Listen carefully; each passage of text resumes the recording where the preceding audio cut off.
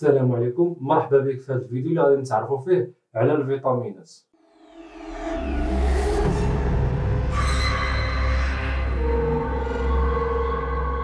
من القرن 15 حتى القرن 18 كان واحد المرض منتشر بزاف عند البحاره كان سميتو سكيرفي. هذا المرض سكيرفي كان كيجي بزاف للبحاره اللي كانوا كيبقاو مده طويله في البحر. في القرن 18 جا واحد الطبيب سميتو جيمس لاند ودار واحد التجربه على البحاره في 1747 واكتشف بان الحوامض بحال الليمون والحامض كان كيعالج من هذا المرض هذا. هنا كان عارف الدكتور جيمس بان هذا النوع ديال المرض كان كيجي لهم لانهم تيكون عندهم نقص في شي حاجه ما كانش عارف شنو هي الحاجه بالضبط، وديك الحاجه اللي كيكون عندهم نقص فيها كتكون في الحوامض. وفي القرن 19 كان واحد المرض اخر عاوتاني منتشر في اسيا بشكل كثير سميتو البري لان الناس في اسيا قبل من القرن 19 كانوا كياكلوا الرز بواحد القشره كتكون مغلفه الحبه ديال الرز دايره بحال الشكل ديال النخاله. وفي القرن 19 انتشرت واحد الاله اللي كتعزل لهم القشره الخارجيه ديال الرز على الحبه ديال الرز. من بعد هنا ولاو الناس كيستهلكوا الرز بيض ديريكت ما كتكونش فيه ديك القشره الخارجيه. ملي ولاو الناس تيستهلكوا الرز بيض ديريكت ولا كيجيهم هذا المرض هذا. وفي سنه 1897 جا واحد الدكتور هولندي سميتو كريستيان هيكمان هو يلاحظ الدجاج اللي تياكل الرز الابيض كان كيمرض بهذا المرض سميتو البري والدجاج اللي كياكل الرز بالقشره ديالو ما كانش كيعاني من حتى شي مشكل. هنايا بداو كيعرفوا بان السبب ديال هذا المرض اللي كيجيهم هو انهم ملي استغناو على القشره ديال الرز. ملي داروا دراسات ديالهم اكتشفوا بان ديك القشره ديال الرز غنيه بزاف بفيتامين بي 1، وملي الناس استغناو على الرز بالقشره ديالو ولا عندهم نقص فيتامين بي 1 هنايا ولا كيجيهم هذا المرض هذا. ومن بعد في الاواخر ديال القرن 19 بداو كيكتشفوا العلماء بان بعض الامراض كيجيوهم حيت كيكون عندهم نقص بعض الفيتامينات. وفي بداية القرن 20 في 1900 واحد الكيميائي بولندي سميتو كازمير فونك قدر يعزل اول فيتامين من القشره ديال الرز اللي هو بي 1. ومن هنايا جات السميه ديال الفيتامين بحيث ان فيتامين كتعني فيتا امين.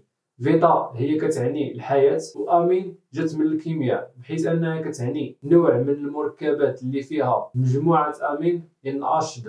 ومن بعد بداو العلماء تيعزلوا الفيتامينات بحال مثلا فيتامين سي اول مره تيتعزل في 1932، فيتامين ا 1913، فيتامين دي في 1922، فيتامين او في 1936. كاينين جوج انواع ديال الفيتامينات، كاينين انواع ديال الفيتامينات القابله للذوبان في الماء، انواع ديال الفيتامينات القابله للذوبان في الدهون. الفيتامينات القابله للذوبان في الدهون سمات بالسميه ديال القابله للذوبان الدهون لانها كتذوب مع الماكله اللي تناكلو فيها دهنيات، وإلا كليتيها بكميات كبيره والجسم ما استهلكهاش مباشره كيتم التخزين ديالها مع الدهنيات حتى يحتاج ليها الجسم من بعد. وهذا التخزين تيكون سلاح ذو حدين لان بعض الفيتامينات القابله للذوبان في الدهون سامه للجسم خصوصا للكبد الا تكلات بكميات كبيره، والافراط في تناول فيتامين دي يقدر يتسبب لنا في امراض القلب وحصوات الكلى. هنايا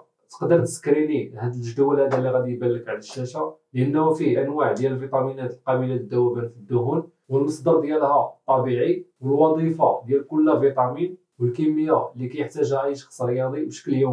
الا لاحظتي معايا الكونتيتي اللي كنحتاجو بشكل يومي قليله بزاف، داكشي علاش اغلبيه كنحصلوا عليها غير من التغذيه اليوميه بشكل كافي. يعني داكشي اللي غادي تحتاج باش انك تدخلو للصحه ديالك غادي تحصل عليه غير من الماكله بلا ما تحتاج فيتامينات. وما تنساش تسكريني الجدول لانك غادي تحتاجو. ندوزو دابا للفيتامينات القابله للذوبان في الماء. الفيتامينات القابله للذوبان في الماء على عكس الفيتامينات القابله للذوبان في الدهون، الفيتامينات القابله للذوبان في الماء ما كيخزنهمش الجسم ديالنا. داكشي علاش كنحتاجو اننا ندخلوهم بشكل يومي لان الشخص الا كان مريض اولا معطوب اولا رياضي ضروري كيحتاج انه يدخل مكملات باش يحصل على الكميه اللي غادي يحتاج بشكل يومي.